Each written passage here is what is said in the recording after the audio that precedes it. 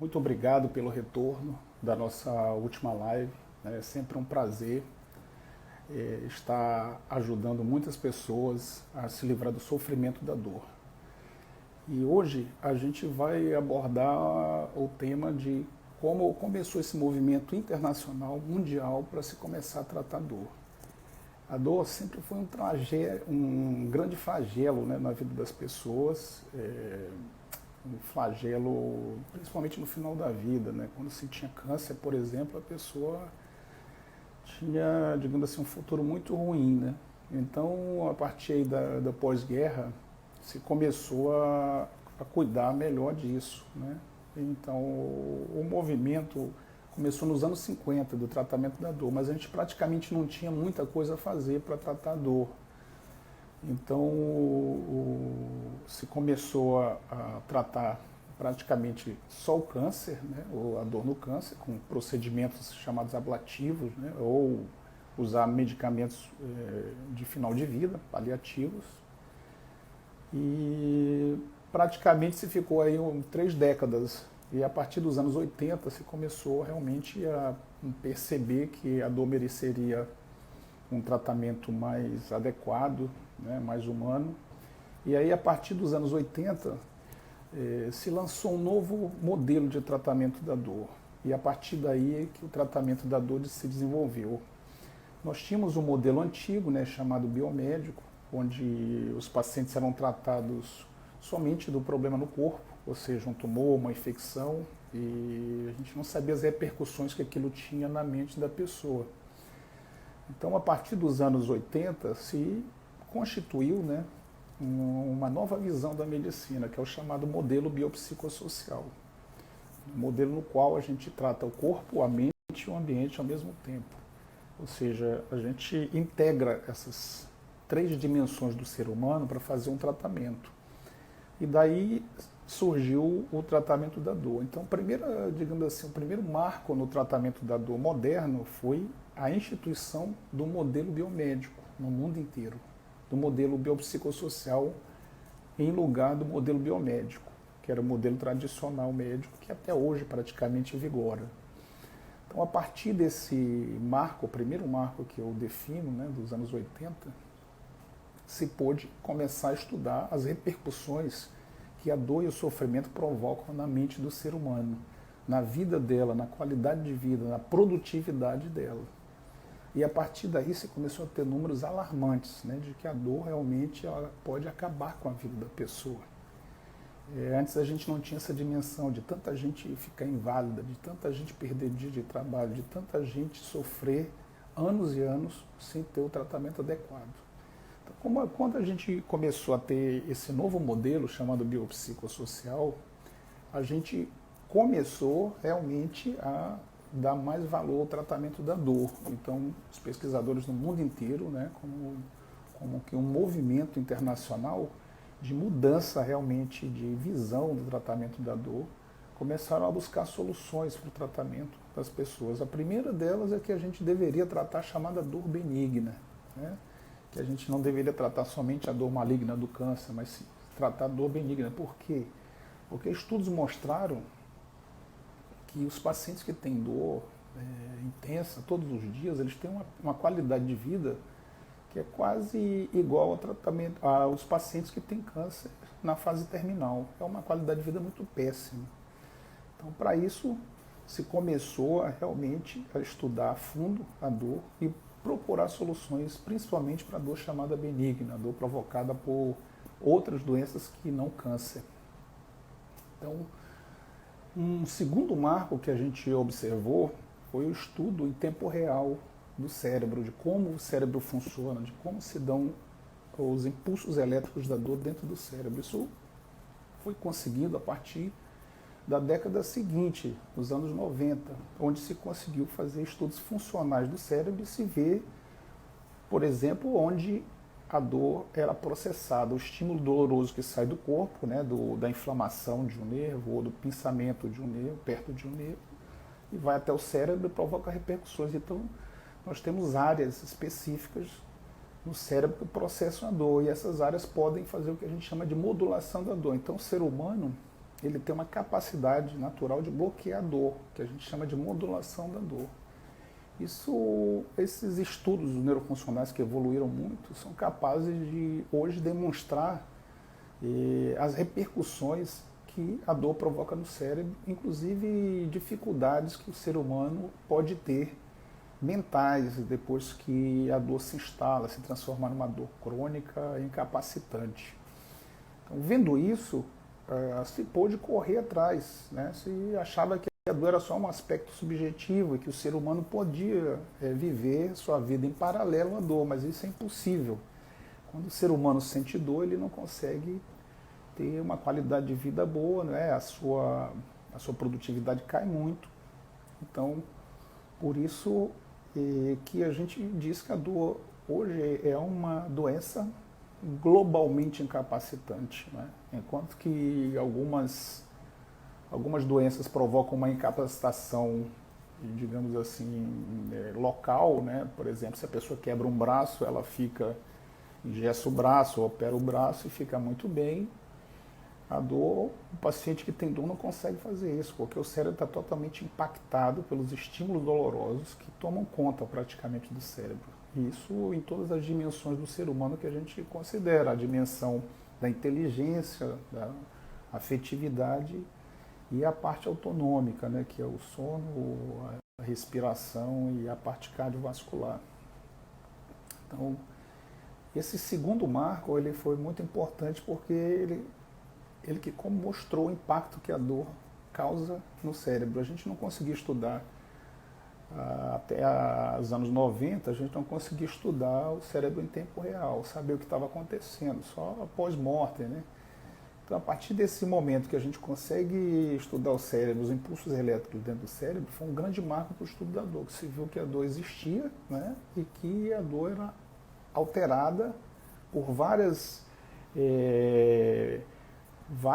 funções do nosso cérebro, né, que poderiam alterar a dor para mais ou para menos, e também pelo ambiente, né, que é a nossa janela de ver o mundo, né? Então, o nosso cérebro processa a dor e o meio ambiente pode alterar. Por exemplo, o meio ambiente mais estressante pode provocar mais dor. Bom, um terceiro momento, que eu acho que foi o momento mais importante, se deu no final dos anos 90, que foi a introdução de procedimentos minimamente invasivos, que a gente no começo chamava de cirurgia da dor, agora a gente chama de procedimentos minimamente invasivos para dor. Então, como que teve um boom, né, no mundo inteiro para se fazer o tratamento da dor. Então, isso gerou uma cooperação internacional, porque todo mundo que descobriu uma solução, um tipo de bloqueio, um tipo de procedimento, foi divulgado no mundo inteiro através de congressos nos quais eu participei, principalmente nos Estados Unidos, e a partir daí se começou a ter o que a gente chama de medicina intervencionista da dor, a IPM, ou medicina intervencionista da dor, que é o que a gente faz hoje no Brasil.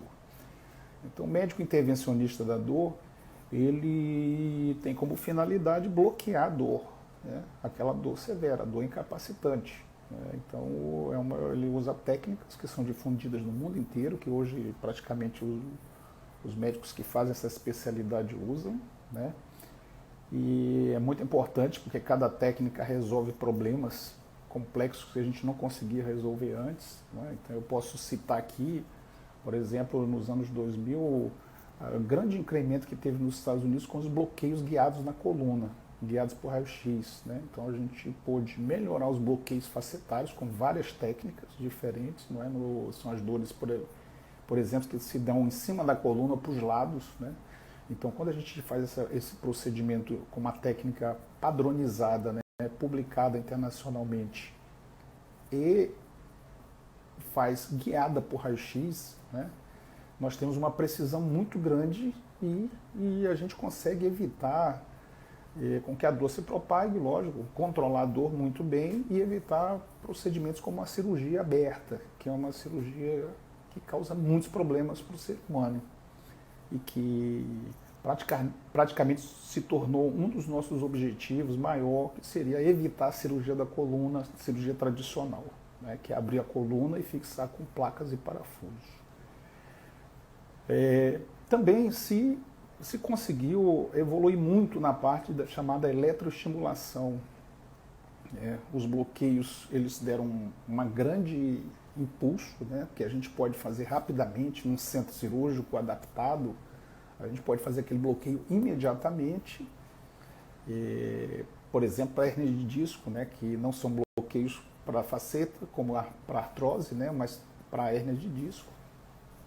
A hernia de disco que provoca uma dor terrível, né, a gente pode, com uma técnica chamada transforaminal, e com uma agulha até o forame onde a hérnia está, o nível que a hérnia está, injetar corticóide, e também pode fazer com que a dor melhore, aliviar a dor imediatamente, né, com esse procedimento. Então, houve um boom desses dois tipos de bloqueio, bloqueio para a faceta e bloqueio para a hérnia. E se faz no mundo inteiro, né, rapidamente. Né. Então, se constitui assim no modelo rápido de fazer o tratamento para a dor. Isso é importantíssimo, né? Então, a primeira coisa que a gente busca no paciente é fazer esses bloqueios. Quando os pacientes eles não melhoram no primeiro momento, né, com esses procedimentos, nós podemos fazer procedimentos mais sofisticados. São vários os procedimentos que a gente pode fazer, né? Eu posso citar aqui as ablações, né, que é a chamada risotomia facetária com radiofrequência, é o procedimento mais utilizado no mundo inteiro para a chamada dor axial irreferida. É a dor que se dá em cima da coluna e a dor que vai para os lados. Já a dor que ela é irradiada, né, vai na direção de um nervo, é um pensamento de um nervo, e que no caso da região lombar ciática, essa dor geralmente é provocada por uma hérnia, e o tratamento, quando o bloqueio em cima da hérnia não funciona, é a gente fazer a descompressão do disco percutânea, a dissectomia percutânea. Esse procedimento ele evoluiu muito, né? Hoje ele praticamente tem uma eficiência maior do que uma cirurgia aberta. A gente pode dizer isso, né? Não é mais necessário fazer a cirurgia, tanto que a gente fala que a cirurgia para hérnia só deve ser feita quando o paciente tem déficit motor, ou seja, se for na região lombar, não consegue levantar a perna, não consegue movimentar o pé. Ou se for na região cervical, não consegue movimentar a mão ou levantar o braço. Então, fora disso, se for só para tratar dor ou qualquer outra alteração, tem que ser bloqueio e dissectomia, caso o bloqueio não resolva. Então, com esse armamentário, a gente praticamente evolui muito no tratamento da dor, né? Hoje a gente consegue evitar a cirurgia aberta em 90% dos casos, né? Foi um grande avanço em 30 anos. Houve uma cooperação internacional intensa para resolver esse problema e com isso a gente ganhou muito. E os pacientes hoje podem ter a certeza de que estão muito longe de fazer uma cirurgia da coluna. Isso foi muito importante, né? Porque a gente consegue salvar muitas vidas. Salvar a pessoa de um sofrimento terrível.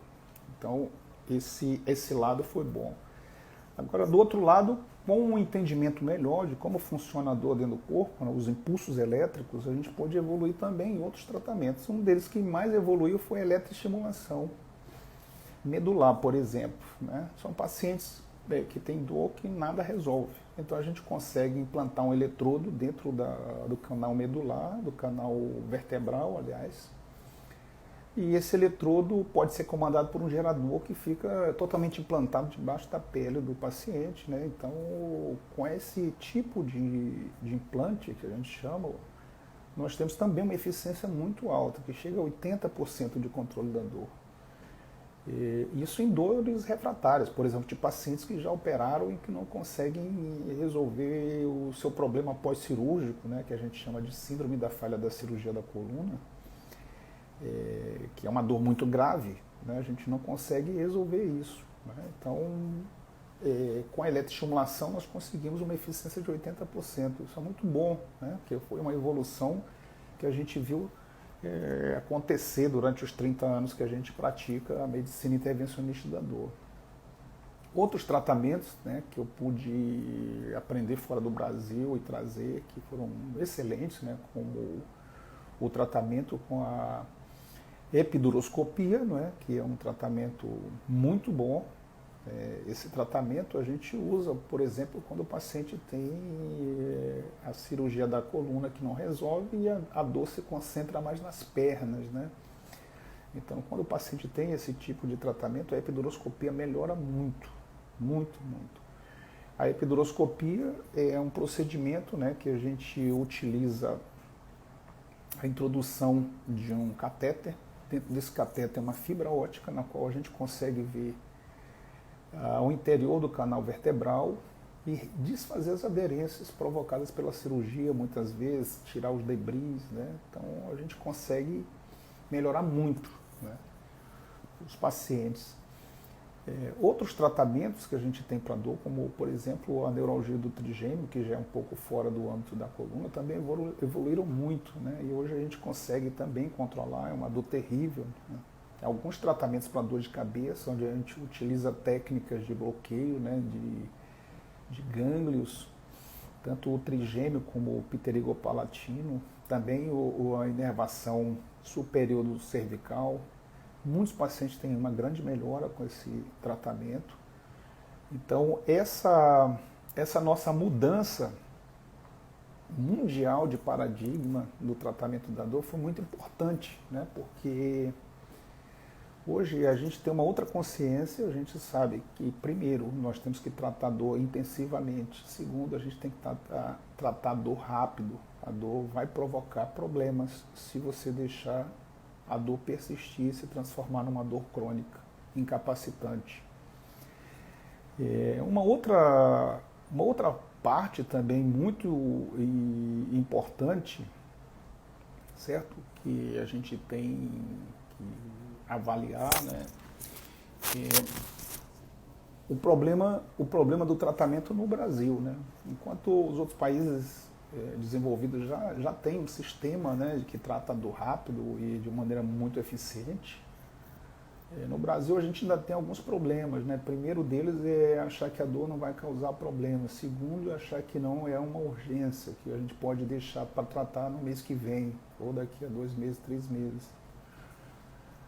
Tanto a parte do sistema público como o SUS ainda não tem, digamos assim, uma grande eficiência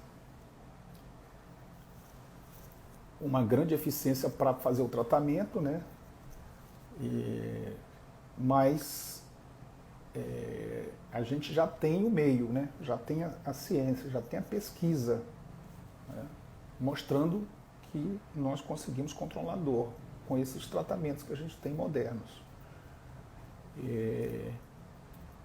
Então, o que a gente pode fazer agora é procurar agora a chamada logística, né? Colocar o procedimento, esses procedimentos, de forma que chegue rápido para o paciente, né? Então, a gente tem o sistema público que a gente tem que caminhar no sentido de procurar cada dia fazer com que esse tratamento chegue aos pacientes, né? A gente tem uma iniciativa de criar um instituto de dor para difundir isso no Brasil inteiro, treinar pessoas, né? Fazer com que as pessoas se conscientizem, os médicos indiquem mais os procedimentos, estejam cada vez mais aptos para fazer, né? Isso é uma, digamos assim, é uma meta nossa de médio e longo prazo. Isso vai precisar lógico, de investimento, né? A gente está procurando. Na parte do sistema chamado suplementar, do plano de saúde, a gente não vê dificuldade, né? Porque, inclusive, os procedimentos que se utiliza para dor, praticamente todos já estão no rol de procedimentos da ANS. Embora o rol ele seja apenas uma indicação, né? Recentemente, o Congresso deliberou que o rol de procedimentos não é mais obrigatório, então o médico ele tem total liberdade para pedir o que for melhor para o paciente dele. Isso é o que a gente pensa. Bom, a dor refratária, não é, a dor do paciente que não melhora, não é, a gente tem uma dificuldade que é chamado custo, né, que a gente está procurando cada vez mais eliminar esse custo. Então, por exemplo, alguns pacientes que são os pacientes hoje mais refratários, né? São os pacientes que fazem a cirurgia não dá certo, certo? Esses pacientes eles têm um custo muito alto para o tratamento e, por vezes, a gente tem dificuldade de fazer esse tratamento. Então, o primeiro passo é colocar um aparelho, o eletroestimulador, não há dúvida, né? O eletroestimulador é o tratamento para quem tem a chamada síndrome da falha da cirurgia, FBSS. Nós temos que colocar o aparelho imediatamente. Cada dia a gente tem aparelho mais eficiente, né? Então tem aparelhos sofisticados, aparelhos que são miniaturizados, né, que são pequenos, então praticamente não aparece no corpo da pessoa depois de implantado, é o tratamento que a gente utiliza e o paciente que tem esse problema tem que fazer isso. Infelizmente o sistema público não está oferecendo isso, oferece uma quantidade pequena, né, e no sistema privado o custo é muito alto, a gente sempre tem problema para implantar isso, mas eu já implantei esse sistema em alguns pacientes, a maioria melhorou, ficou bem. Certo? Ele pôde voltar à vida normal, pôde ter sua vida recuperada, parar de usar tanto medicamento analgésico, né? Então, são técnicas bastante dominadas que a gente consegue fazer e ajudar muito o paciente.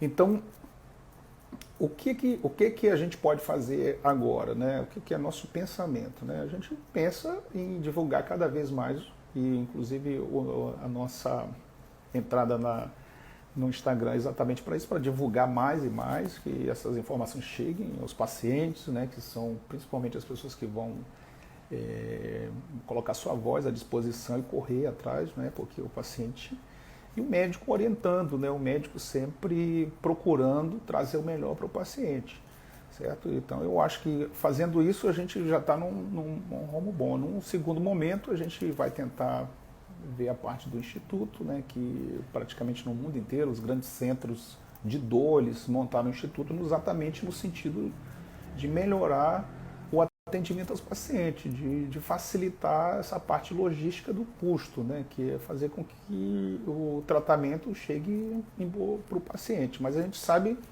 que nós temos caminhos, e esses caminhos levam a um índice de controle da dor que a gente não conseguia até 1980, muito alto. Né? Basta o paciente ir procurar um especialista, no caso um centro avançado como o nosso, CT e Dor, a gente faz todos esses procedimentos. E o fator limitante que a gente tem, que é o fator no Brasil, o fator limitante que a gente tem no Brasil é basicamente a parte do custo, certo? E eu acho que já tem muito médico treinado, muito médico fazendo isso. Bom, outros tratamentos, né, e aqui a gente vai esboçar uma opinião sobre o tratamento. Por exemplo, a gente trata hoje a dor crônica incapacitante, né, ela tem um tratamento parecido com outros tratamentos para dor, como uma dor geral, né? Então, o que a gente faz a gente procura usar todo tipo de recurso que a gente tem para dor ao mesmo tempo, né, que no caso é medicação, procedimentos, técnicas chamadas não analgésicas e técnicas sofisticadas, técnicas analgésicas não farmacológicas, né? Técnicas não farmacológicas. E a partir daí a gente oferece esse tipo de tratamento como se fosse assim, várias medidas ao mesmo tempo, né? Então a gente oferece o tratamento medicamentoso, o tratamento não medicamentoso, programas de fisioterapia, que é importantíssimo para a reabilitação do paciente, um programa de reabilitação de longo prazo e vários tipos de procedimentos que são escalonados como se fosse numa escada, bloqueios, depois ablações, depois dissectomias, cirurgias percutâneas como um implante de aparelho e por último a gente faz a cirurgia endoscópica da coluna, que é um avanço que se teve muito grande, que praticamente está consolidada, começou nos anos de 2010, não é? No mundo inteiro, os estudos maiores, né? E agora, no ano de 2020, a gente tem certeza que funciona para os pacientes que não tiveram como resolver com outros problemas.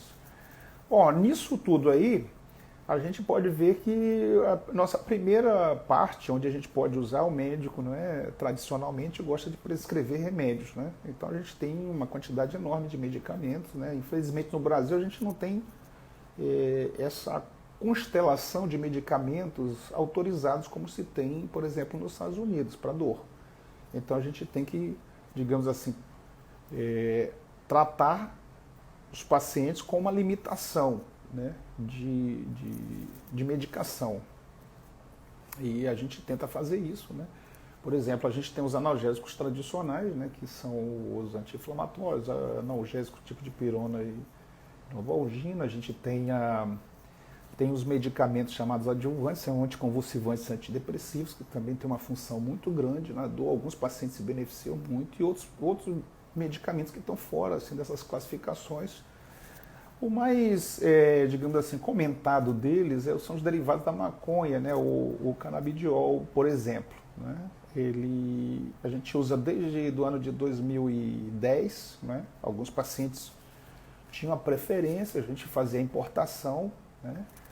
Embora o canabidiol tenha funcionado para convulsões refratárias em crianças, né, e alguns relatos de efeito em outros transtornos mentais, no nosso modo de ver, ele não funciona muito bem para dor. Né? Então a gente coloca ele na posição de que, se o paciente se interessar, não é, já que a Anvisa autorizou para o tratamento da dor refratária, né, autoriza o uso, né, tem estudos científicos mostrando, né, o médico pode prescrever. Né? Então, nós temos pacientes que já utilizaram, né, fizeram a importação, a melhora não foi grande, né, então a gente, digamos assim, que não é entusiasta, a gente só prescreve quando o paciente quer fazer a tentativa. Né?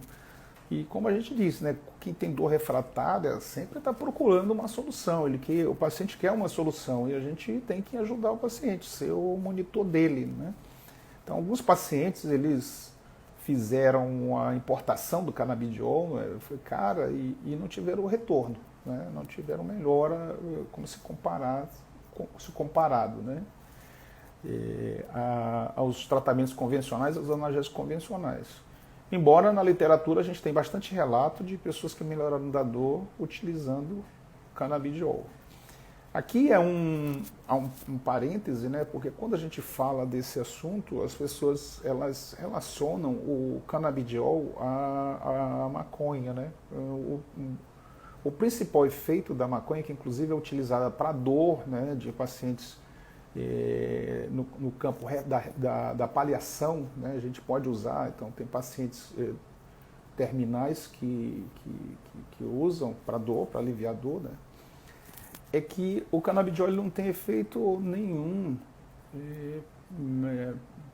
na parte mental, ele não melhora a parte mental dos pacientes, né, ele não tem o efeito de provocar algum tipo de euforia, de delírio, né, de melhora da percepção dos problemas. Né, e alguns pacientes até relataram uma falta de prazer. Né, há relatos onde o paciente perde a vontade de viver. Ele fica sem a dor, mas fica sem a vontade de viver. Não tem efeito nenhum. Então, o que eu posso dizer é que ele não tem relação nenhuma com o efeito da maconha. Digamos assim, é como se a gente tivesse pensando numa coisa digamos assim, está pensando uma coisa que eu vou usar porque tem algum efeito parecido com a maconha, não tem efeito nenhum. E alguns pacientes, inclusive, que já tinham utilizado maconha antes, me falaram, né, isso é relato dos pacientes, que tiveram uma decepção profunda, porque não causa efeito nenhum mental, né, benéfico mental, assim, não melhora o estado de humor da pessoa, não faz com que a pessoa viaje, que a pessoa tenha uma percepção diferente, ou que ela, digamos assim, amainha o seu sofrimento. Né? Então, nesse ponto, apesar da gente ler bastante a respeito, né, a gente não tem um retorno para a dor adequado. Né? Agora, como eu falo, quando a gente está fazendo tratamento da dor, o que a gente quer é que o paciente melhore. E o paciente é o proativo do tratamento, né? É o mais proativo do tratamento. O médico tem que ser proativo, mas o paciente é o mais proativo, ele tem que procurar mesmo. Então, como a gente sabe, não é, que a dor é provocada por uma série de fatores, né, que é o que a gente chama de fatores predisponentes, né, que num determinado momento o paciente entra numa crise, não é como se fosse uma cirurgia, um trauma, uma hernia de disco, e aquilo se prolonga, né, e se transforma na dor crônica, onde o cérebro é impactado e ele se modifica geneticamente e começa a produzir dor. E a pessoa com esse estado todo, né, ele, digamos assim, que está com o envolvimento de todas as suas dimensões, que é o corpo, a mente e o ambiente. Então a gente tem que tomar medidas em todas essas áreas. E uma parte, digamos assim, do tratamento, que é você procurar novas perspectivas de ver o mundo, melhora muito. Então, por exemplo, esses estudos de neurociência, eles demonstraram que pacientes que são mais engajados, ou seja, que têm acolhimento, que estão num projeto de longo prazo, eles melhoram muito da dor mesmo sem medicação. É o que a gente... Então, esse tipo de engajamento, né, que a gente, por exemplo, procura às vezes engajar a pessoa num trabalho voluntário, não é, para o paciente se engajar, aquilo ali é um procedimento terapêutico, certo? Porque quando a pessoa faz isso, ela está fazendo o que a gente chama de enfrentamento da dor. Então, ela está buscando maneiras do cérebro processar a dor de forma diferente.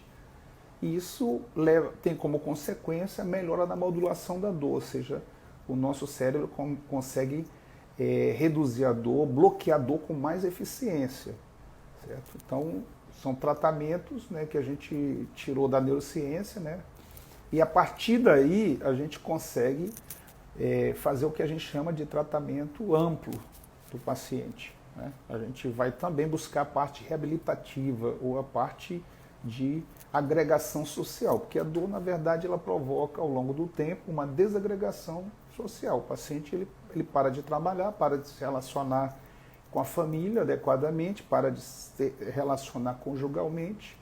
Então, como que o mundo dele se despedaçasse. E a partir daí, o que a equipe, né, multidisciplinar, com sua visão interdisciplinar, deve fazer? Deve agregar o paciente, né?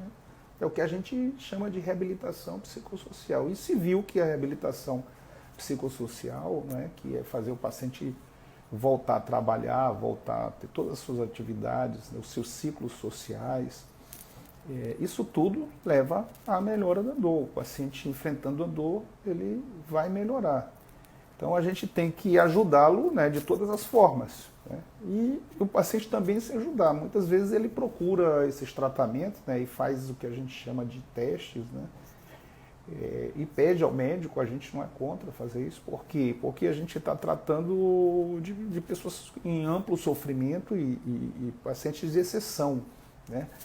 E quando é uma exceção, a gente não tem como fazer o que a gente chama de um tratamento corriqueiro, né? Cada paciente, nós temos que ter uma solução individualizada, certo? Para esse grupo de fatores que a pessoa desenvolve ao longo do tempo, a gente tem que adaptar para cada um dos fatores que provocam a dor uma solução muito ligada às características da pessoa, né? Então, por isso, inclusive, no caso do tratamento da dor, a gente tem que usar um modelo amplo, que é o biopsicossocial. Então, esse é o tratamento que a gente utiliza.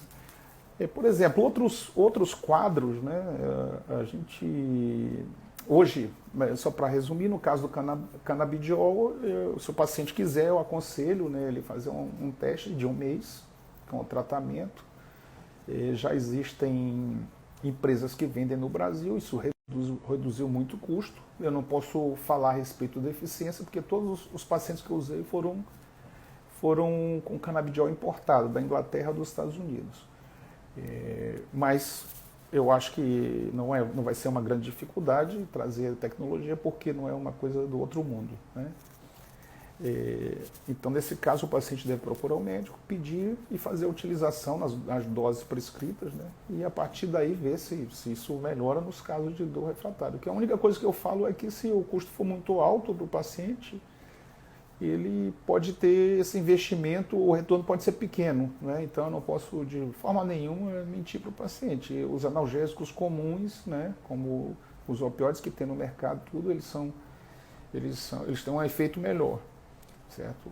Então eu aconselho primeiro usar o tratamento tradicional com os medicamentos que a gente tem, que a gente utiliza corriqueiramente, e depois, se for o caso, usar canabidiol, fazer um teste.